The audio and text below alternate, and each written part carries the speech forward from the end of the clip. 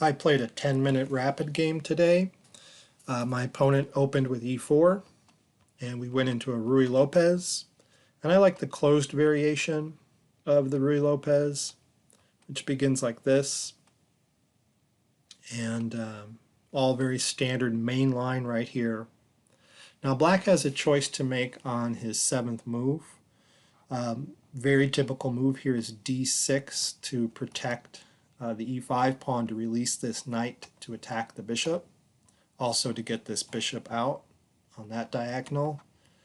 Another way to play is what I tried. Castle, reserve that pawn where it is because I want to move it to d5 in one move. In fact, if white plays c3 in this position, then d5 is a move called the Marshall attack, and black gives up a pawn here for an attack on the white king. So black sacrifices that pawn on e5 in that opening. But my opponent didn't play c3. He played an unusual move here, d4. I've never seen this move in this position. Usually white supports this d4 move with c3 first. But it doesn't really need support, I suppose, because I don't want to take it, because e5 comes and harasses my knight, and it probably would have to go back to e8. So instead of taking, I support my e-pawn with d6, opening up my bishop again. Also threatening to put my knight here and try to win the bishop for the knight. Okay, so he takes. I think that's a mistake to relieve the tension. He just gives up the center and goes for equality. Okay, I think he needed to push c3 in this position to give an escape square for his bishop and to maintain his strong classical center. But after taking and recapturing with my pawn, the pawn structure is perfectly symmetrical. And furthermore, he exchanges queens. And now I think the position is just dead equal chances. Okay, so my opponent now plays c3 to redeploy his bishop. I put my bishop on b7. I want to attack his e4 pawn. Okay, he moves his bishop to c2. He guards it. Okay, give my king a little lift. I keep his bishop off of this g5 square. He gives his king a little lift.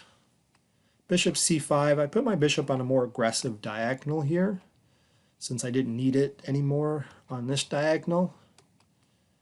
Okay, develops his knight, and now I make a big blunder. I play knight e7, and you can see the arrow here the computer's drawing. So my knight was guarding my e5 pawn, and I totally forgot about it and played knight e7. I'd like to think I wouldn't make that mistake in classical time controls, but in short time controls, I'm a slow thinker, and I don't always take the time to ask myself, is this move safe? Am I hanging anything? If I did that for every move, it would take me all day and I'd run out of time. So I missed this threat here on my e-pawn. I got really lucky though. My opponent missed it too. He played knight f1 and gave me a chance to protect it. So I got this nice free knight maneuver in here to protect my pawn. So we're back to perfect equality in this position, and my opponent challenges my strong bishop on c5, and that's probably what his knight is doing here to support his bishop. So I decide, instead of trading here like this and giving his knight some good squares, I looked at this position after he moves bishop to e3. I wondered, did white just make the same blunder I made a minute ago? Did he drop his e-pawn? Because he did just interfere with his rook's protection of his e-pawn. And I've got that e-pawn attacked twice. So I stopped and analyzed here for a while and realized I can win this pawn. However, I have to do it carefully, and I have to realize my pawn behind it is weak too. So I'm probably going to lose it right back. Okay, but I did go for this e4 pawn, and I did it by playing bishop takes e4. And the point is, if he takes my bishop, then I take his bishop. Okay? Although after that, you can see my e5 pawn here is going to be captured because it's hit twice, only defended once. Okay, and in the game, he plays his other bishop takes e4 here, which allows me to recapture with my knight, which guards my bishop. Now notice he doesn't have any good discoveries on my knight. He can't move this bishop off of that diagonal like here, for example, because his f2 pawn is hanging, and I would fork his king and rook. Okay, so my opponent just trades bishops, and then my e5 pawn drops, and again, the position is perfectly equal. Okay, so in this position, I decided to trade a pair of knights. I'm forking his rook and knight here. And we trade knights. And I've got this knight on g6 covering this square on the 7th rank. I like to keep my opponent's rooks off the 7th like this. He moves his other rook to the d file to challenge my rook. I double up. And he decides to trade rooks in a creative way, and he tries to gain the d file. It's kind of funny. I have 2 rooks here on the d file. He has 1, but he thinks of a way to take control of that d file. And he does it by playing rook to e8 check. Okay, and that forces me to take his rook, because if I move out of check like this, then he takes my rook, and the rooks are each protecting the other. Okay, so I had to take his rook and abandon the d file, and he captures my other rook, and now he's got control of the d file, which means his rook can land down here on the 7th rank and hit this pawn and maybe hit these pawns from behind. But in a situation like this, don't be defensive with your rook, be offensive. You want your rook to be very active. For example, a terrible move would be to use your rook to defend a pawn from behind. So instead I put my rook on my 7th rank and attacked his pawns. And he could have went for this move and attacked my pawn, but he decided to protect his own rank there and trade rooks. And again, the position's perfectly equal. I decide to get my king up quick. If I learned anything from Grandmaster Benjamin Feingold from watching his videos, it's you've got to activate your king in the endgame.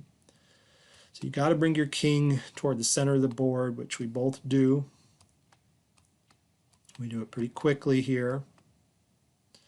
And at this stage of the game, again, it's perfectly equal. But if you have a look at the clocks here, you'll see a big disparity. My opponent has 8 minutes and 9 seconds left. This was a 10-minute game with no increment. So he's used less than 2 minutes to get to this point on move 29. Whereas I have only 3 minutes and 17 seconds left.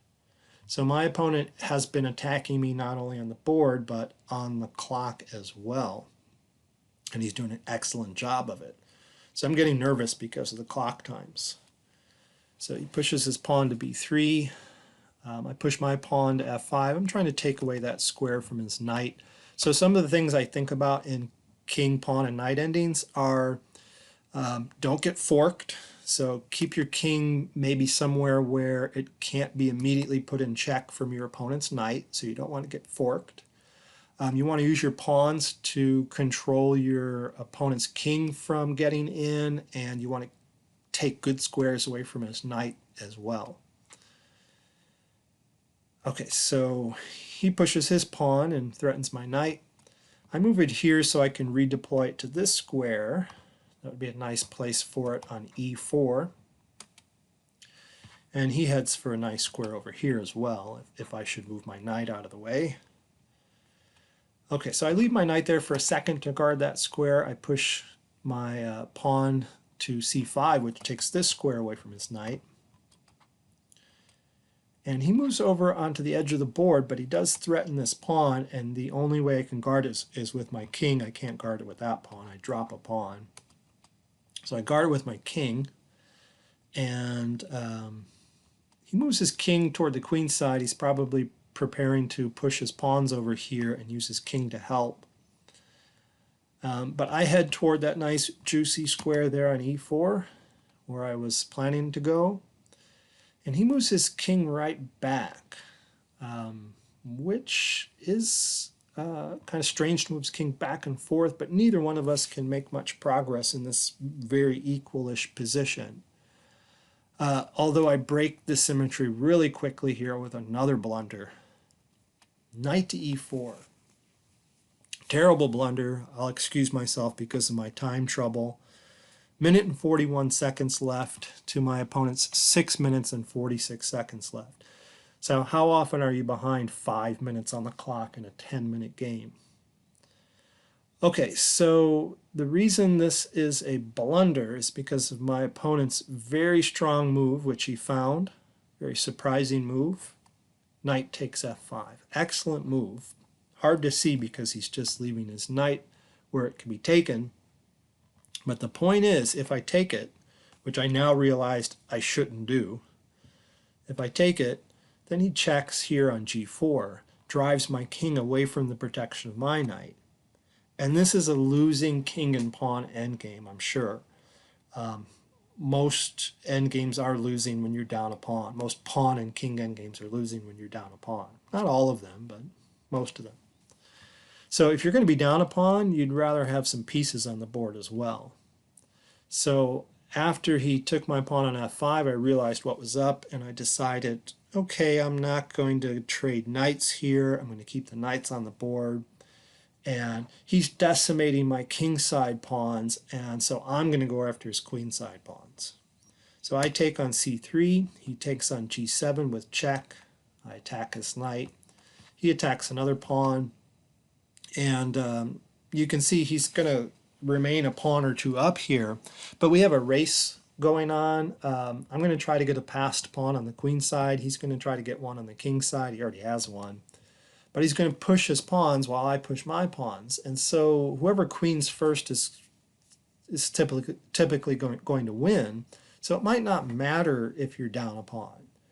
You just have to be fast. You have to get your pawns pushed quickly. Unfortunately, he's faster than me and up a pawn. So he's got a slight edge at this point. Computer analysis gave him a plus 1.2. I've got the engine turned off, but I analyzed it before with the engine and the scores are still here. Okay, so I take his A pawn, and I think he should have taken my H pawn and then started pushing his king side pawns, but he doesn't. He brings his knight back over to the queen side for defense. Okay, I think he was winning the race if he had just taken my pawn. And now the evaluation jumps back to about equal. So I bring my king toward the center, attack his knight.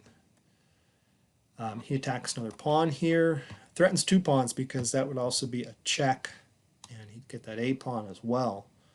So I push my C pawn to save it, and we trade a pair of pawns, and I know I'm going to lose this C pawn. He's going to easily round that up, and he's going to remain a pawn up, but I'm hoping this A pawn is going to serve as a nice decoy because he has to do something about it. He can't let it queen, and as he goes after it, I'm going to try to get my knight back to the king side quickly to help me get rid of his pawns. So he goes after my C pawn. I bring my knight back to the king side. He brings his king back. I guess he's going to use his knight to control that pawn over there. Makes sense to me. Knights are faster than kings, so if you're going to get your king over here, it's going to take a long time to get the king all the way back. Okay, so I attack his H pawn, and I don't know, he takes the time to fork me here, but maybe the engine's suggesting pushing the H pawn is the best way to go. Gives him a +1 advantage, and what he does gives it all 0.0. And I believe the engine here. 0.0 is what it looks like to me, even being down 2 pawns. Well, for one thing, I'm going to gain another pawn back. But for another thing, this looks like an easy draw to me because I can win a pawn here, which I do, and it should be pretty easy to get rid of his last 2 pawns, even if I have to sack my knight to do it. For example, if it were my move in this position, I would play knight takes f4. And then after his pawn captures my knight, I'd get his last remaining pawn and he wouldn't have mating material. So it looks drawn to me. But if we look at the clocks, I have about 46 seconds and he has 5 minutes and 47 seconds. So he still has a 5-minute edge on me here. He brings his king back to stop my plans of taking twice on f4. It's a wise move. He's going to try to preserve any slight winning opportunity he has. I go after his other pawn, though, and he has no way to protect it, I realized. Okay, so he brings his knight back to help. I take his g-pawn, and he runs with his f-pawn. Now, his f-pawn here is faster than my h-pawn. It's only 3 squares from queening, and I got to get my knight out of the way before I take the 5 steps to queening my pawn. But I feel like I have everything under control after knight to g5 because that pawn isn't going any further than f7. However, I had to be very careful because after he pushed his pawn, I made a game-losing blunder. If you look at the engine score, it's perfectly equal here. But watch what happens after I push my h-pawn. Jumps to a mate in 13. So my opponent now has a mate in 13. So terrible blunder I made with about a half a minute left. And the reason it's a blunder is because of the move my opponent found, knight to e4 check, forking the king and the knight. So forcing the trade of knights. And after the knights get traded, his pawn is going to queen faster than mine. Okay, and he's going to win the game. So I had to take his knight. He takes my knight. I start pushing. He starts pushing, and he queens 2 steps before I queen. Now, I do get my pawn on the 7th rank, and it's a lost position for me, but it's worth noting. I'll probably make a video on this soon, but it's worth noting that if these kings were positioned differently, this would be drawn. For example, if my king were there on g2, and his king were way over here on b7, then that's a known drawn position. Generally, if you have a pawn on the 7th rank and there's a lone queen battling against it, then having the pawn on a rook file or a bishop file is generally drawn if your king is supporting it and the queen can't get in front of it. Unless the king is close enough to help. If the attacking king is close enough, then it's not a draw. Okay, so under certain circumstances, a pawn on the 7th can hold off a queen, but not here. Now he checks me, but he had a very quick, easy win here with queen to f1. Okay, just stop the queen. You can even move the queen to h1 in the next move, and there's absolutely no thinking involved at all in finishing me off. But he takes the long way around. He creeps his queen up ever so slowly. By the way, right here is where I hoped for a draw. This is generally the drawing technique if this king were further away. Notice his queen controls the g-file, which means I have no moves. So he has to be very careful not to stalemate me. But with over 5 minutes on his clock, I think he can handle that. And he does. He moves his queen off the g-file, lets my king escape. And then he makes an excellent move here. He plays king to e3. Sometimes that's how you win these endings against this pawn on the 7th, this rook pawn on the 7th. You have to let it queen sometimes in certain circumstances. And if I were to queen this, he would have mate in 1. So I didn't queen it. Okay. Instead, I move my king to g2. But then he checks, and I have to move my king away. I can't move it into the corner because that's a mate in 1. So I had to move my king to h3, which allows him to call check and cover the queening square. So now it's all over. A couple more moves, and I resigned with only 7 seconds left. So my opponent beat me up on the board and on the clock. He only used half of his time. So well done. All right, I'll have to try to cut down on my blunders, but again, I'm a pretty slow thinker. I'd like to think I wouldn't have made those blunders in classical time controls. All right, thanks for watching the video.